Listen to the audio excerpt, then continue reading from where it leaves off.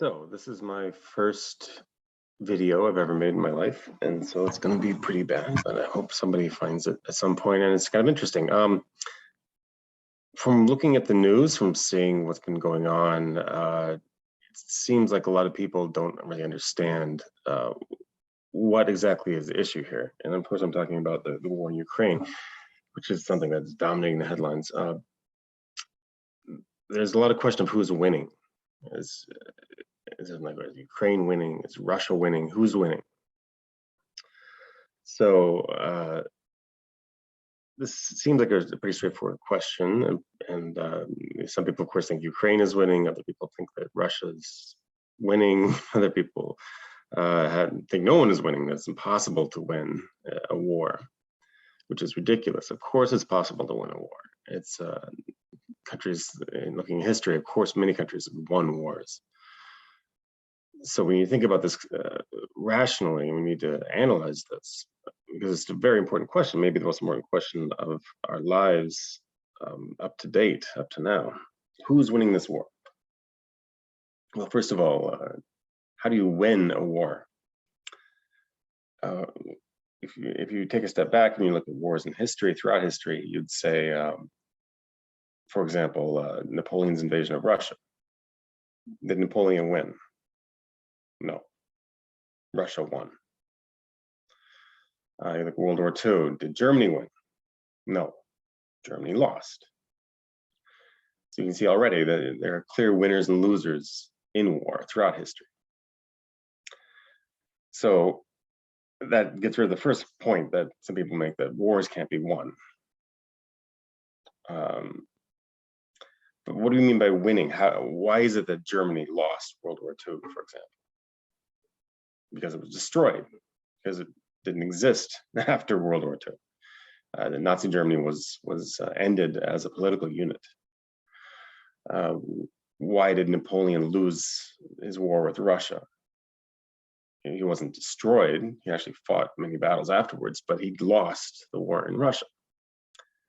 So destruction could be a way of winning, destroying the enemy or being destroyed. It could be a way of winning or losing, but that's not the only way. First of all, you'd have to look at what did he want? Why did Napoleon invade Russia? Well, he invaded Russia because he wanted the Russians to do what he wanted. He wanted to force the Russians to fulfill his will. He had a trade embargo on UK. Russia said they didn't want to be involved with that, and Napoleon invaded. And so Russia resisted, and Russia was able to defeat Napoleon in the field and at Borodino, even though it was a French victory. But the Grande Armée ended up leaving Russia, and the UK and Russia was able to keep up its trade with the UK. So Russia's will prevailed.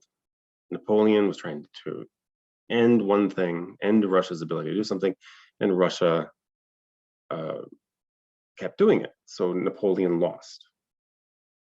You notice this isn't really connected with dead people or things blown up or territory taken or any of those things that people usually think of a victory and defeat. It's about will. It's about forcing your will upon an adversary. Either you do that or you don't. If you can force your will on the adversary, you win. If you can't force your will on the adversary, you lose. So another related idea is sovereignty. A sovereign nation is able to do what it wants, more or less, within certain constraints. A nation that is not sovereign is not able to do what it wants. So if you are able to keep your sovereignty or destroy your enemy's sovereignty, then you win. If you lose your sovereignty, or you're unable to force your enemy to do what they want, or in other words, lessen their sovereignty, destroy their sovereignty, then you lose.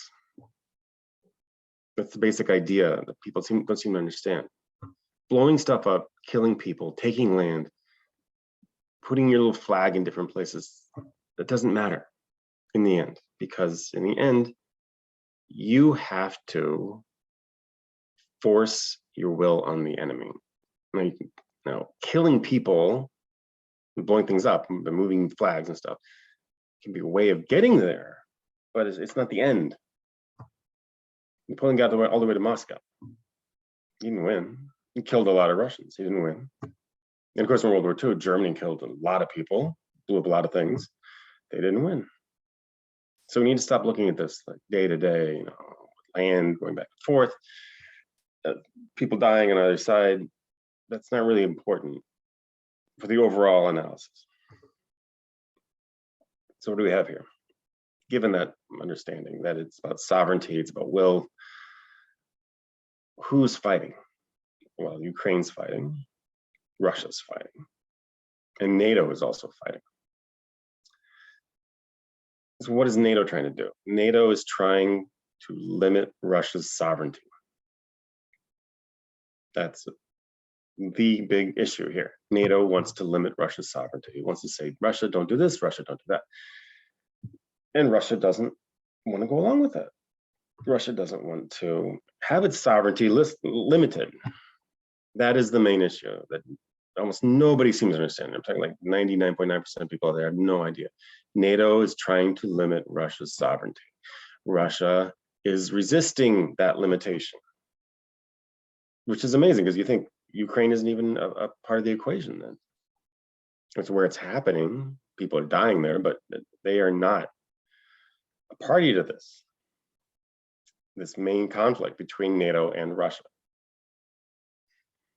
NATO is using Ukraine to limit Russia's sovereignty. So how's it going?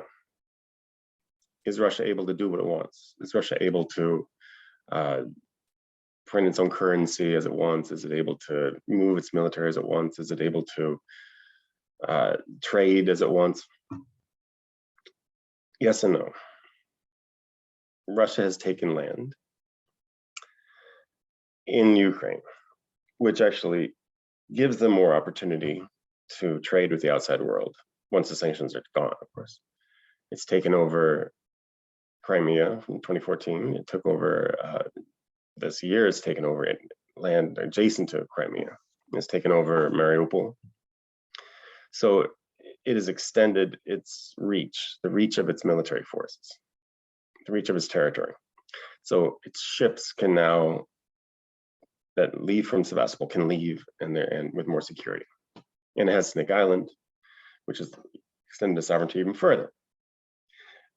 Economically, it doesn't seem like it's having many problems. It's not limited in terms of an ability to borrow money.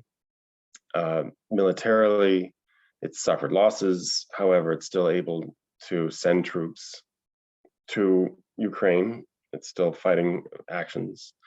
The extent of the losses isn't known, but it's still able to function. It has not seen its military stopped. So if the war ended today, Russia would have won because it is still a sovereign nation. It's still able to function as it wishes. It's actually extended its sovereignty, its control over large parts of Ukraine. So if it ends today, Russia has won, NATO has lost. NATO has not been able to end Russia's sovereignty, its ability to do things. And Russia hasn't maintained that. What about Ukraine? They're not really a party to this in this conflict between Russia and NATO. They are being used by NATO. How is their sovereignty? What does their ability to function look like? Well, the military has suffered huge losses. They aren't able to control their own territory. They aren't able to take their territory back in any meaningful sense, take back a village here, a village there, but they haven't taken back Crimea. They haven't taken back the Donetsk and Luhansk areas that they were talking about taking back. They've actually lost land since February. They've lost Kherson, they've lost parts of Luhansk, they've lost parts of Kharkiv. They are forced to borrow money from the West and rely on handouts from the West. They're not able to trade in the Black Sea, et cetera, et cetera. So Ukraine is no longer a sovereign nation. They're not an independent nation anymore. They are forced to rely upon NATO's weaponry, and finance in order to keep going. So of course, that's what I'm saying. They're not even a party to this anymore, because they can't control their future. Their future is in the hands of NATO. So how's this gonna end? Russia is winning. Ukraine has lost its sovereignty. NATO needs to do something else in order to defeat Russia. If it hopes to win this conflict, NATO must do something else. What that something else might be, I have no idea. But this is just a general, bunch of ideas I've had that nobody seems to be analyzing, that I just wanted to get out and see if anybody's interested in what I have to say. Thank you.